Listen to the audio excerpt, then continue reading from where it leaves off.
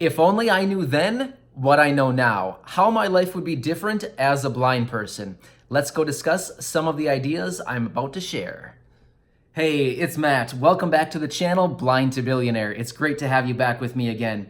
So in today's video, I'm going to be sharing with you two ideas or two things that I wish I knew then that I know now. So believe it or not, I actually know quite a bit more now than I knew back then when I was losing my vision a little more rapidly and my vision was getting quite a bit worse.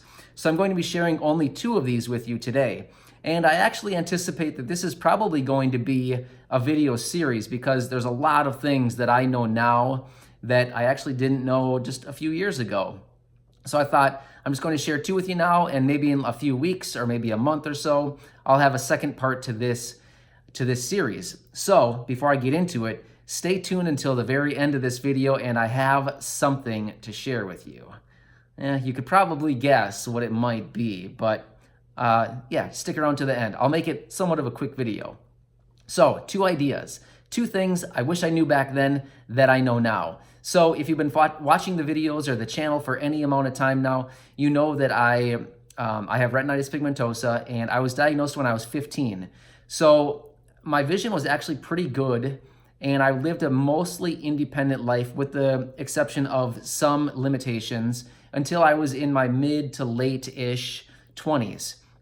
So I drove for only a couple years, and my vision started to get pretty bad, maybe around like 26, 27, and I'm currently 34 right now. So my vision has been relatively pretty bad for about 7 years. So what are the two things that I wish I knew back then when my vision was getting worse, or even before that when my vision was a lot better and I had a lot more independence and I could do just about anything, like I said, with the exception of a few limitations. Well, more than a few limitations, but my life was far more independent than it is now. So number one, what I wish I knew then, or what I wish I would have done back then, is I wish I would have gone through formal mobility cane training. And the reason I wish I would have done that back then, and the retina specialist that I saw actually recommended this. Believe it or not, he actually knows a couple things. Weird, huh? But yeah, so he recommended many years ago when I saw him one of the first times, he asked if I had gone through training, and I said no. And he said, I would highly recommend you go through the training now when you still have usable vision. And I thought, oh, okay, well, that's kind of ridiculous because why would I do it now? I don't need the training. Well, back then when I was in my teens or early 20s, I was ignorant. I didn't know any better. I just looked at the current situation and thought, I don't need the training now. I don't anticipate I'll ever need the training because, once again, I was ignorant. I didn't think it would, quote, happen to me, as in, like, I would actually lose my vision to the point that I have. So I didn't take that advice, which I wish I would have. So I wish I knew back then the importance of going through the formal cane training.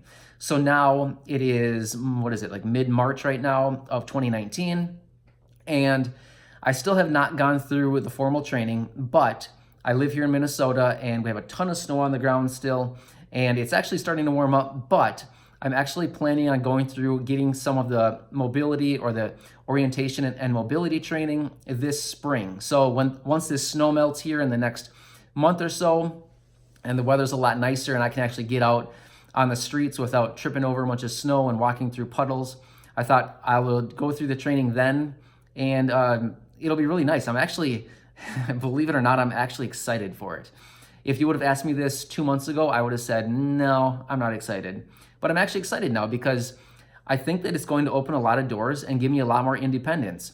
After talking to a lot of you on this channel, it seems like the feedback I've been getting has been so positive, and it seems like the mobility training that you received, the cane training that you received, has been so liberating to you and has given you so much more independence. So it's actually been really encouraging for me, and I thought I'm really excited about it. So thank you to all of you that I've had conversations with talking about all of this over the last few months, and it's just been really exciting for me. So I'm actually excited to get out there over the next, probably month and a half, maybe 2 months, and get out there and start doing some of this training and learn the skills I need to effectively use a cane and the technology or whatever it is that the instructor teaches me so that I can go out on my own, and who knows what I'll do. I have no idea, but it's unbelievable the feedback that I've received from everybody about how much independence the cane training has given them. So I'm excited to get out there and do it. So that's one thing I wish I knew back then that I guess I don't really know the cane training now, but I know the importance of it now. So I guess that's the thing. And in the next few months, I'm going to have those skills. So even though I don't formally, technically have the skills yet, and I don't know it now, I actually do recognize the importance now, and I'm going to be moving forward with that. Whereas back then, when I was in my late teens, or even just teens, anywhere in my teens and early 20s, again, I didn't recognize the importance. I was ignorant. I mean, that's all there is to it. I was ignorant, and I didn't think that I would need the training because I never thought my vision would get to this point. So number 2, what I wish I knew then, what I know now, the importance of technology. So I've had a CCTV magnifier for many years, which I've used. And right now, actually, over the last, I would say probably year or so, I've pretty much phased it out. And the reason for that is it just doesn't work anymore. It doesn't, the physical machine works, but it doesn't work for me anymore. It doesn't matter the magnification, the color inversion, it doesn't really matter. I still pretty much can't see it anyway. So it just doesn't really, it's inaccessible for me now because my vision's to the point where even if I zoom it way in, I invert the colors, I turn it bold, I do everything I can, it's still, it doesn't work for me. So unfortunately that doesn't work. But the technology that I'm referring to is a smartphone. So I know this is ridiculous, but I actually just got my first smartphone, which is an iPhone. I got it just basically like early January of this year. So just a couple of months ago. And I know that I am way behind, but again, I wasn't really ready for it. But again, through this channel, I was making videos talking about, oh, I'm going to get a smartphone someday. And everybody on the channel here, all of you were like, dude, you need to get a smartphone. You're way behind the times. There's so much accessibility out there, all these apps and different things, these smartphones, all of the accessibility features that they have. And they're like, and all of you were like, you're missing out. Like, you have no idea what you're missing out on. And I was reading through all the comments and having conversations with all of you over, several months. And it's like, yeah, I really do need to get an iPhone or a smartphone. And I ended up getting one in early January of this year, and it has been absolutely life-changing for me. Prior to the iPhone, I had just a really old school slider phone that it basically sent and received text messages, and it made and received phone calls. That's literally all it did. But it had the tactile keyboard, which is what I liked about it because I could actually feel the keys, and it worked for me at the time, even though I could send out text messages, but once I received one, I couldn't read it because I couldn't see it, and the phone wouldn't read to me. So I'd have to find somebody around and be like, hey, can you read my text for me? So that was annoying. But now that I have an iPhone, I use it on VoiceOver with the screen curtain on at all times, just because there's no point. I can't see what's on my screen anyway, so I just keep the screen curtain on, and I strictly use my phone through VoiceOver. I can't say self-taught. I was about to say I'm self-taught, but I'm not. I've actually learned quite a bit from a lot of you on this channel too. So I almost just took credit for something that I actually didn't do. I have to give a lot of you credit for a lot of the gestures that I learned on the iPhone. But I did spend a lot of time playing on the iPhone. I still do. I spend a lot of time playing on it, touching buttons, and just basically seeing like, oh, what does this button do? And I just push it, see what happens.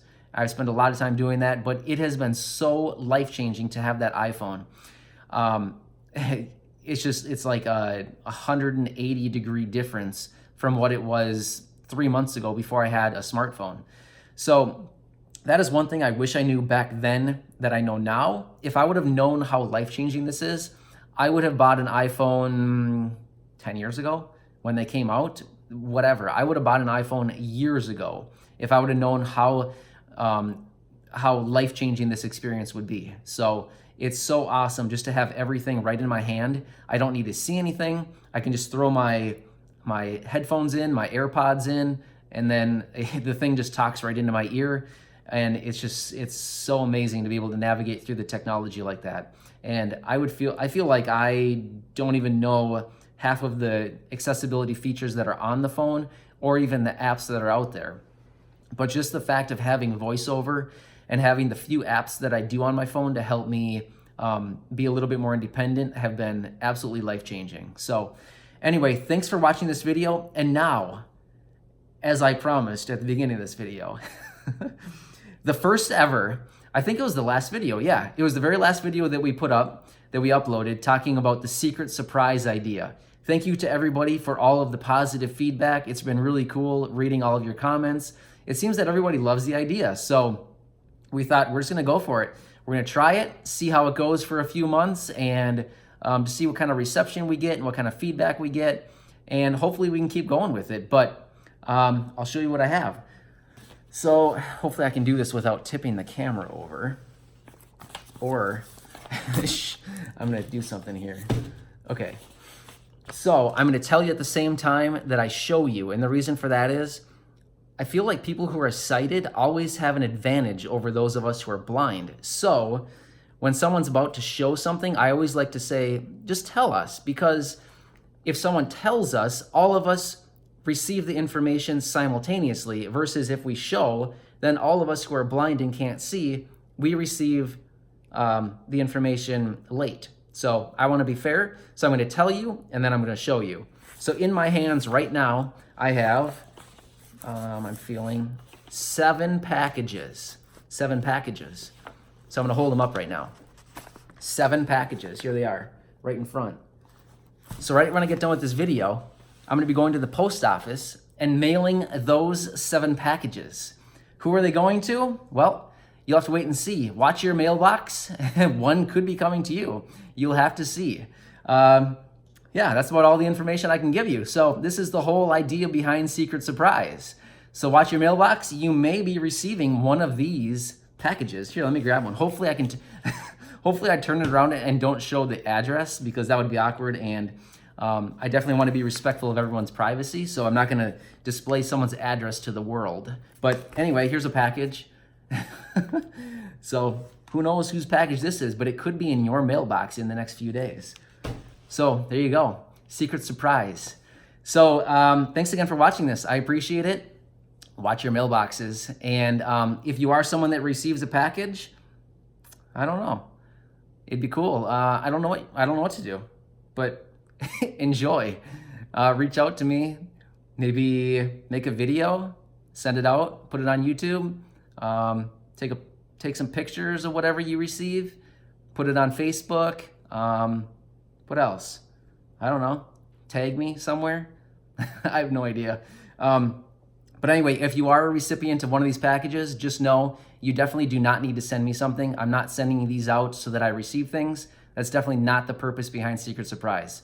I'm just doing this because it's a cool thing and I want to do it. So just know you definitely don't need to send me anything. But anyway, thanks for watching this. If you have any comments or questions, throw those down below and I'll respond to them as quickly as I can. Otherwise, if you're new to the channel, obviously you need to hit the subscribe button, because everybody needs to be subscribed to this channel, the world's fastest growing YouTube channel right here. You're on it. So thanks again for watching. I'll see you again on Wednesday. See you later.